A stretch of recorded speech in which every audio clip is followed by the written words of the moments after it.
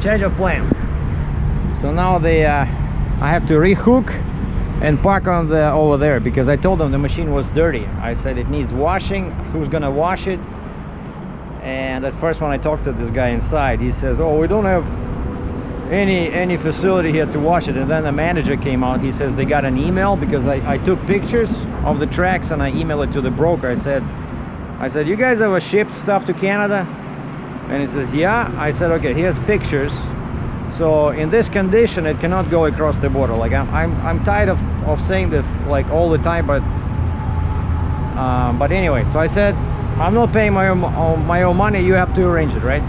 And this guy comes out, the manager, he says, motions me over, and he says, we do have a small gas powered washer, but he says we'd rather wash it on our property, otherwise all that dirt will be on your trailer. I guess their washer is not, you know, big enough. Mostly that's how they wash it, right? After you load it, because it's all dirt in here. And so basically the plan now is to reposition the trailer, park it on the pavement, so that there's, you know, once they wash the machine, there's no dirt on the tracks when it travels between the parking where it stops and the trailer, right? Because if they wash it now and I start loading it, all that stuff will be on the tracks again. All right, and here some background, what do they call it, behind the scenes, right? So you see I repositioned the trailer, and now we have one camera over here on the windshield, right? It's pointing a bit sideways, but I'm using my truck as a tripod, so I was able to turn a little bit to the right. I don't want to hit that white truck over there, right? But I can turn my truck so this faces roughly the trailer, you see? And that's why I love these GoPro cameras, because they're so small, you know, they're unobtrusive. Whereas if I was using, let's say, my D810 or, you know, some big camera, you know, people get scared, they don't know what's going on. You know, when you have a small camera, nobody cares, and it's perfectly okay, because it's, you know, there's no signs, you know, it's my trailer. And actually it's good idea to do this, just even to cover your butt, you know, in case they damage. Well, actually in this case it'll be me, right? Because I will be loading. The machine is there far in the distance, behind the building. I can see sprays of water. So it's a Hyundai 330, and it's pretty wide, so that's why I put the outrigger boards in there. I figured that's where it's gonna be. So now I just need to go prepare the blocks and throw down the ramps and prepare this. I want to position those blocks the way they were before, and I'll probably just take the footage from this camera and do a fast forward, like ×2 or ×4, and then we're gonna do some editing, put them together, and that's how you make YouTube videos. It's a bit chilly. Yeah, that machine is real dirty, you know. If it was just on top of the tracks, but there was a bunch of dirt, you know, inside, you know, when it was deep in deep mud. But anyway, I'm glad that they don't care.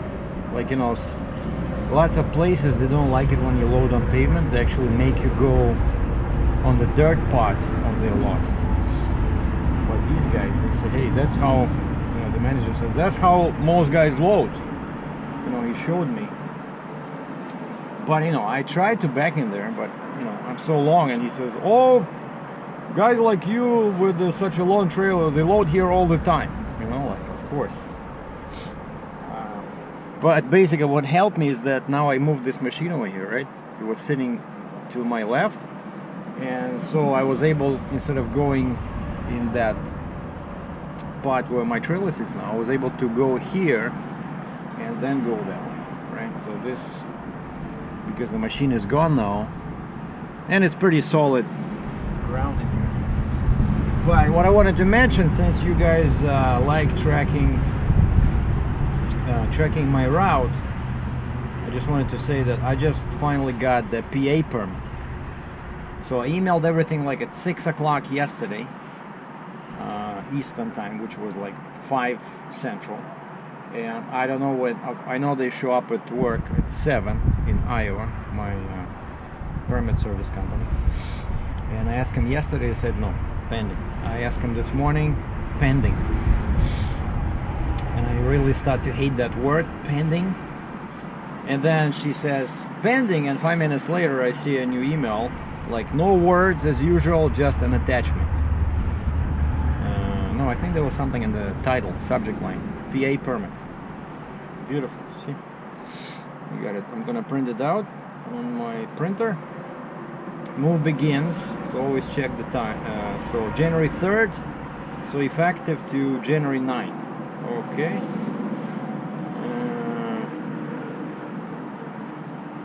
Okay, now it's always a good idea to double check the...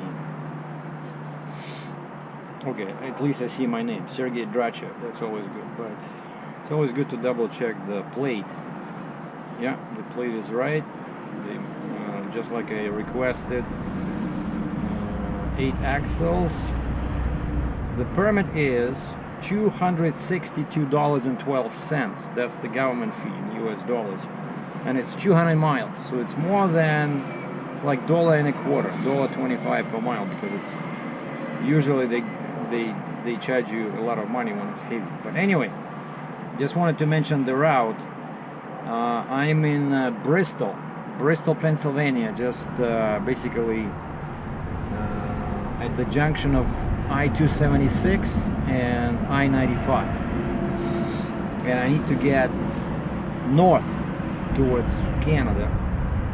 And I asked him, I said, send me on 276 and then 476, 81 to New York line. So let's see what they... And Pennsylvania, I like Pennsylvania DOT because they actually, if they don't like your route, they will suggest, or they will issue, there's no negotiation, they will issue the proper routing because of construction, right?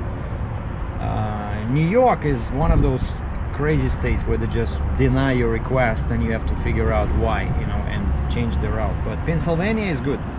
And so asking for, like I said, 276, 476,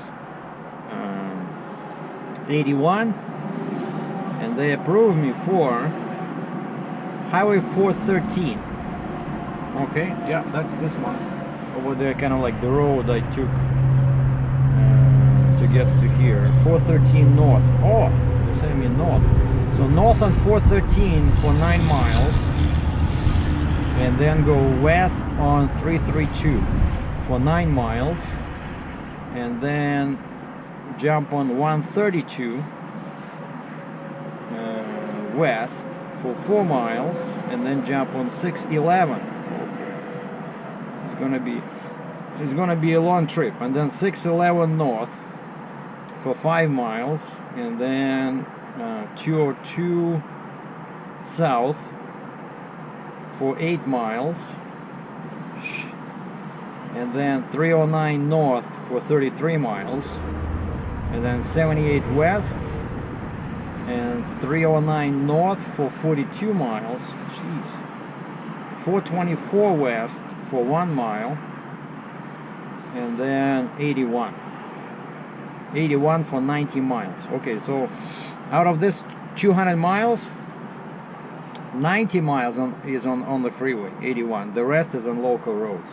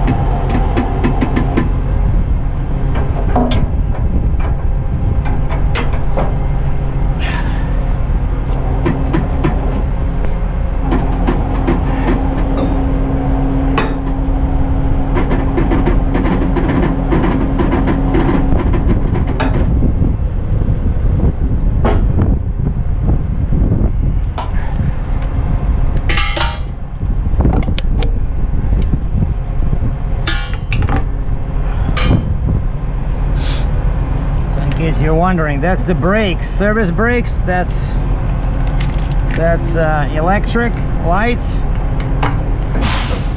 and this is the parking brakes or the air, right? So if that one is not connected, the wheels will be blocked. But if this one is not connected, the service brakes will not work.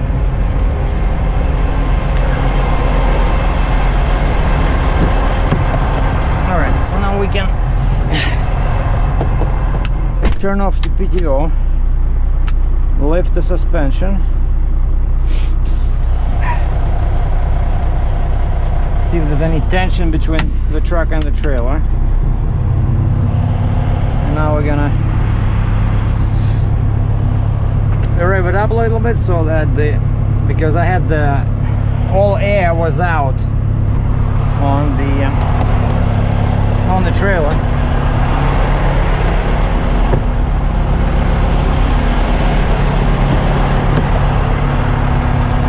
We gotta drop the pusher axle. There you go, because this is a pretty heavy machine.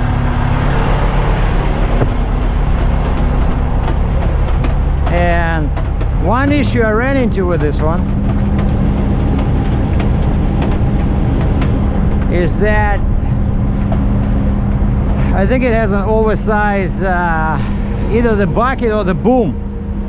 But check this out, I cannot go any further, because if I go on that metal piece, the boom will be high, right? Like normally the boom is over there, like that part is over there, right? But look at the machine, how far the machine sits. Like that's where my light is, right? So normally, so I need one more foot, so this should be this way, but I cannot push it any further forward, you know.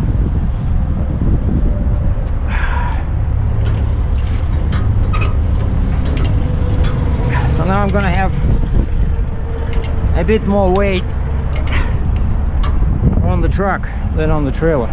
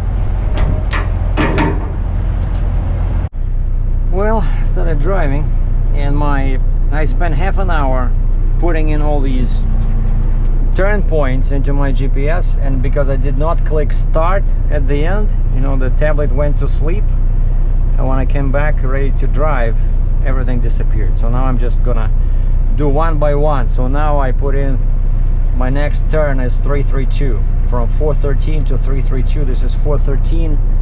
And I stopped here because I saw the crossing was raised, and I used my hydraulic to raise the trailer front and rear. And as soon as I jumped in the cab to start driving, the lights came on.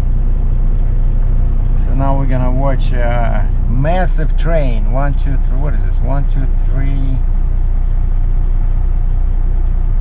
No, wait. Two cars. Unbelievable. Oh wow, check this out. Normally you don't see these in US. These are electric. Huh. Electric. No, buddy, you go. Because it looks like he's kind of like saying, no guys, go, I'll be a while, right? And then yeah, right, You never go before the train. The train always has the right of way. But electric, wow. I don't think I ever saw an electric train in US. But actually that's, when I lived in Russia, that's all we had. Like all our locomotives and all the trains, passenger and no, I think we did have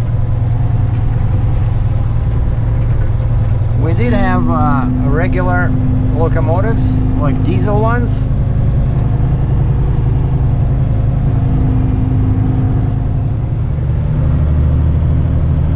So time now is 20 minutes to 1.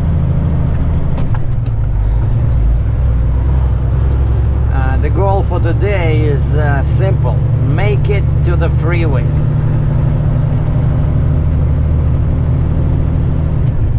But I'm pretty sure it's gonna take me probably like 3 hours, like this 90 miles, because it's all like this, up down, very sharp turns.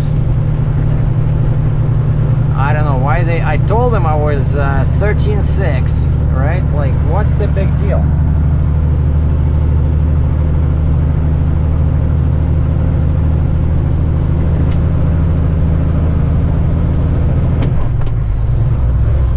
But they didn't allow me to go on the toll.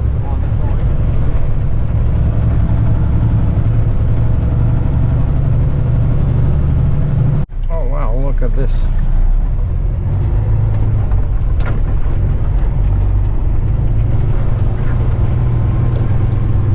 The guy let me go.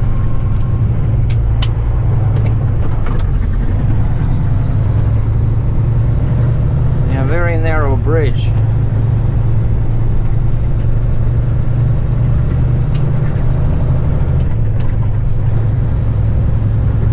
That's why they pay us the big bucks.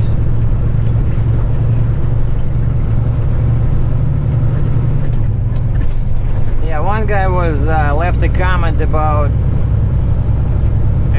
the rate, how I calculate the rate. Well, there's many factors, but basically it's supply and demand, right? Sometimes even if a load is super heavy and big, they still don't want to pay the proper amount, you know. But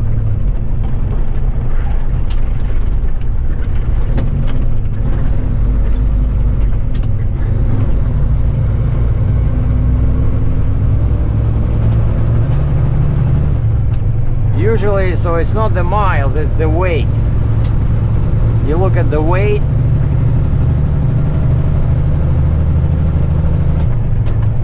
And how many axles you need. So you go by the axles.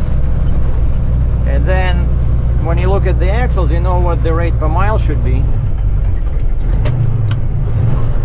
And then you add, if there's anything unusual, like if it's super wide, like let's say over 12 feet wide, then I know that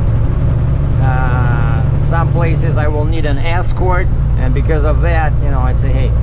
So now if it's over 12 wide and tall, I'm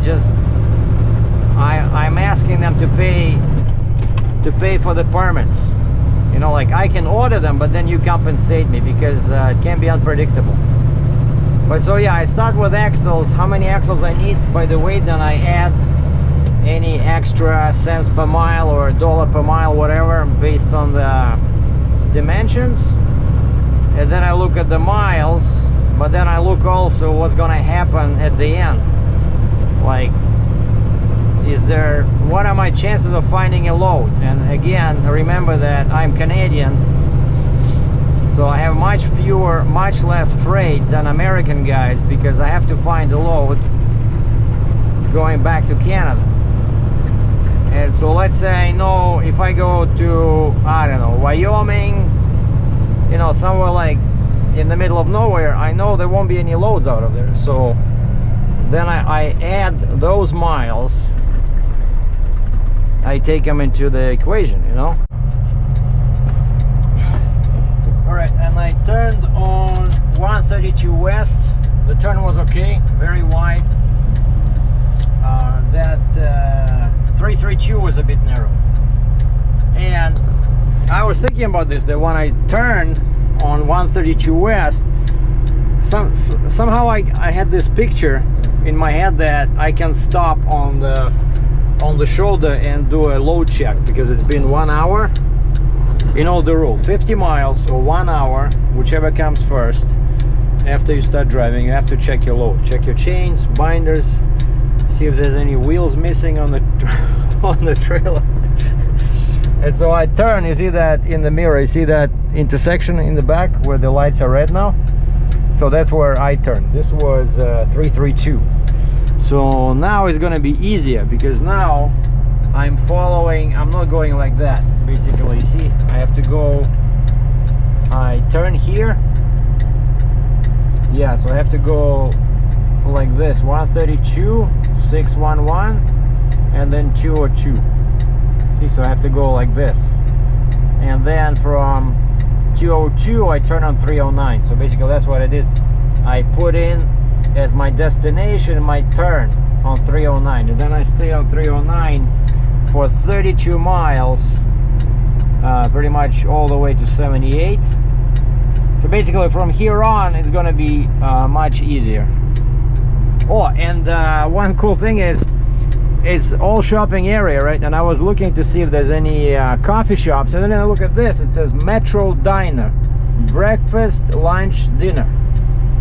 And so I just went in there, got a large coffee, $2. So I was so happy I gave the waitress $1 tip.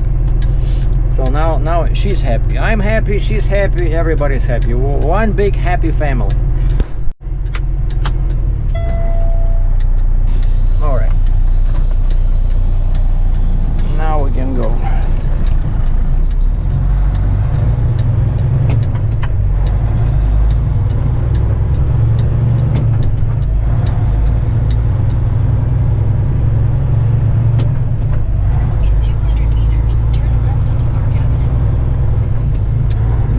Turning anywhere, so I might as well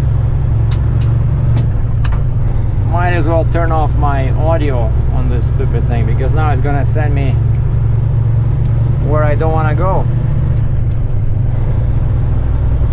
So we keep going in this direction till we hit 611. Alright, this is 611.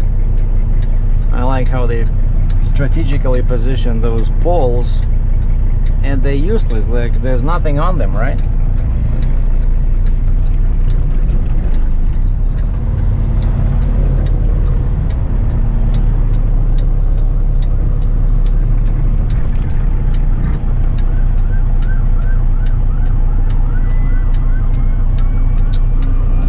Where did you come from?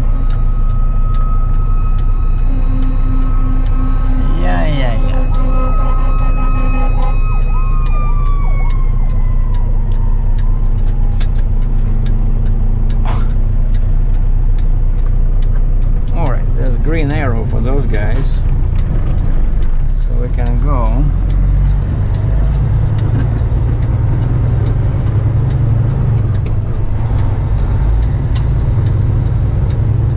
Wow, and I missed the pole again. What's wrong with me? Wow. Yeah, I need more training. This is still 202.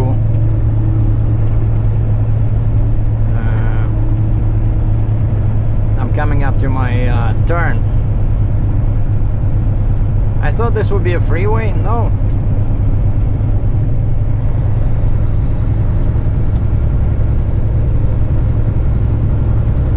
So I need 309.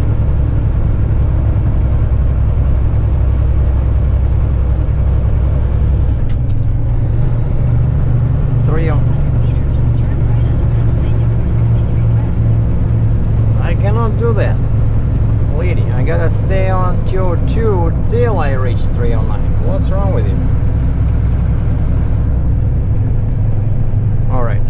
we have 2 lanes. All right.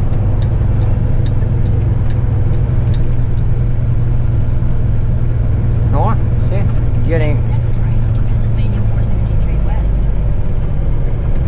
No, I'm not gonna do that. I think it's under that bridge, bridge in the distance, overpass. Uh-oh, this is pretty, look at this. I should be okay because it's very long. Yeah, this is 309, but north of Allentown. Basically, I merged with 78. I was going west on I-78, and then 309 just I-78 kept going west, and 309 it was where you take 309 to get to 476. Basically, it says on I-78 it says take this exit for 309 north or 476 north. You know. And of course I cannot take 476 north, so now I'm just following this 309, which is basically the last leg. It's about 40 miles before I hit just a short stretch. What is it, 424? I take 424 like 1 mile, and that connects me with 81. But this is like the last longest 2-lane section, and I checked the sunset time, and it's like 4:45 or something in Scranton, and now it's 3:35. And I put it as my destination Petro truck stop in Scranton, and it's about 75 miles.